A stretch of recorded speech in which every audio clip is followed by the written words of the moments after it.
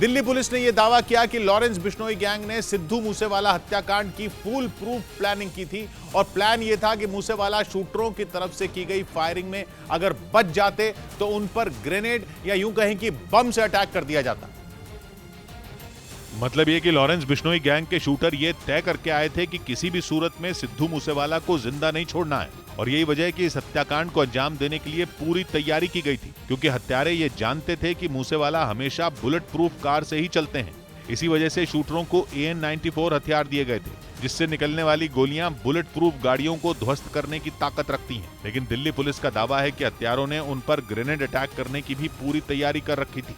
ऐसा इसलिए क्योंकि उन्हें ये डर था कि बुलेट प्रूफ गाड़ी में होने की वजह से मूसेवाला कहीं बच न जाए। इसीलिए लॉरेंस बिश्नोई गैंग के शूटर उन्हें मारने के लिए ताकतवर हैंड ग्रेनेड से भी लैस थे। लेकिन वारदात वाले दिन कातिलों को ग्रेनेड चलाने की जरूरत नहीं पड़ी। ग्रेनेड अटैक की तैयारी से पर्दा तब उठा जब एक रोज पहले दिल्ली पुलिस ने मूसेवाला हत्याकांड में शामिल 2 शूटर प्रियव्रत उर्फ फौजी और कशिश को गिरफ्तार कर लिया। और इन दोनों के अलावा पुलिस ने हत्याकांड में शूटरों की मदद करने के आरोप में केशव कुमार को धर दबोचा। दिल्ली पुलिस ने दावा किया कि तीनों गुजरात के मुंद्रा पोर्ट के नजदीक एक किराए के मकान में छिपे हुए थे और वहीं से विदेश भागने की तैयारी में थे। लेकिन उससे पहले ही तीनों को गिरफ्तार कर लिया गया। बाद में इन तीनों आरोपियों के पास से पुलिस को कई खतरनाक हथियार और बम मिले।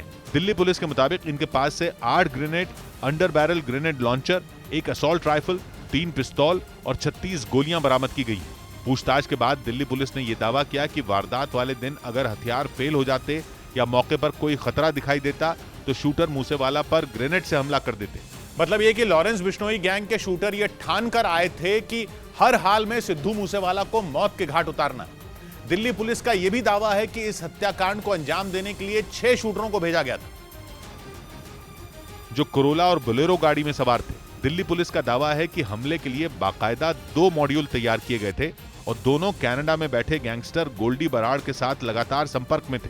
बोलेरो गाड़ी को कशिश चला रहा था और उसकी बगल वाली सीट पर प्रियव्रत और फौजी बैठा था। इनके अलावा उनकी गाड़ी में शूटर अंकित सिरसा और दीपक मुंडे भी मौजूद थे।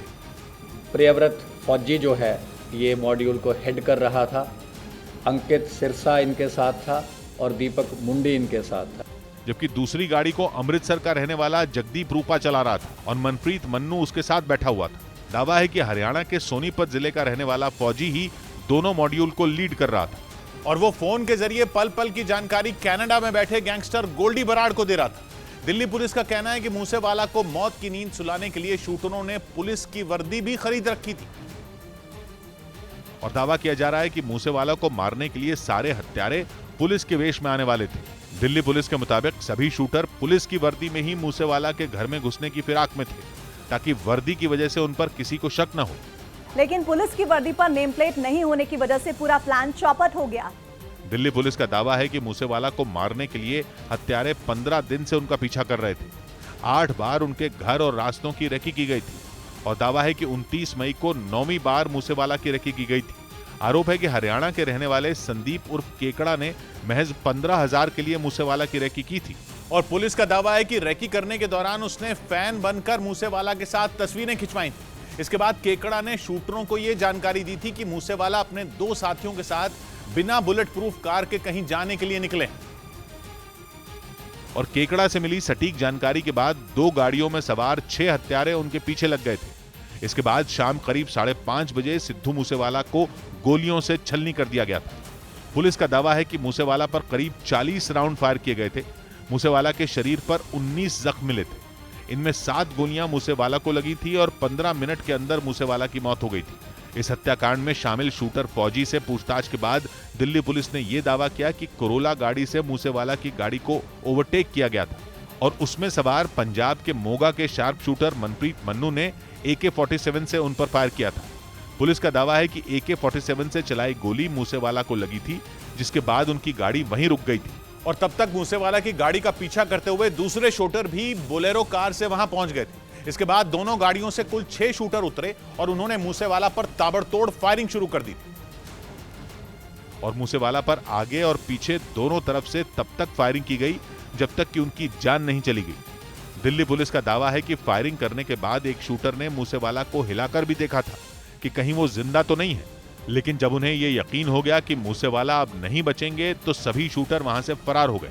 तो ये उन दोनों गाड़ियों में वहाँ से वारदात को अंजाम देकर निकल गए।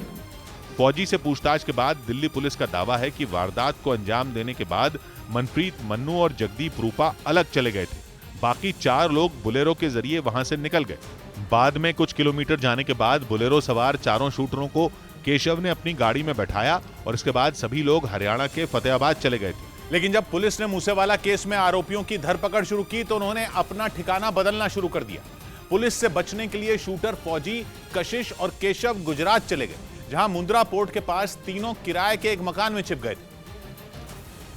लेकिन 19 जून को दिल्ली पुलिस ने तीनों को दबोच लिया। जांच में यह बात भी सामने आई कि प्रियव्रत उर्फ फौजी पर 2 हत्याओं समेत कुल 11 मामले दर्ज हैं और उस पर हरियाणा पुलिस ने 25,000 का इनाम भी रखा है। जबकि हत्याकांड में शामिल शूटर कशिश पंजाब के बठिंडा का रहने वाला है। वहीं केशव हरियाणा के झज्जर जिले के गांव बेरी का रहने वाला है और उस पर 1 हत्या का आरोप है। मतलब ये कि मूसेवाला हत्याकांड में शामिल 2 शूटर प्रियव्रत उर्फ फौजी और कशिश गिरफ्तार हो चुके हैं, लेकिन 4 शूटर अंकित सिरसा, दीपक मुंडे, जगदीप रूपा और मनप्रीत मन्नू अब भी पुलिस की गिरफ्त से बाहर हैं। हत्याकांड का mastermind gangster Lawrence Bishnoi Punjab police की रिमांड पर है और उससे पूछताछ कर पुलिस हत्याकांड से जुड़े दूसरे राज भी उगलवाने में जुटी है।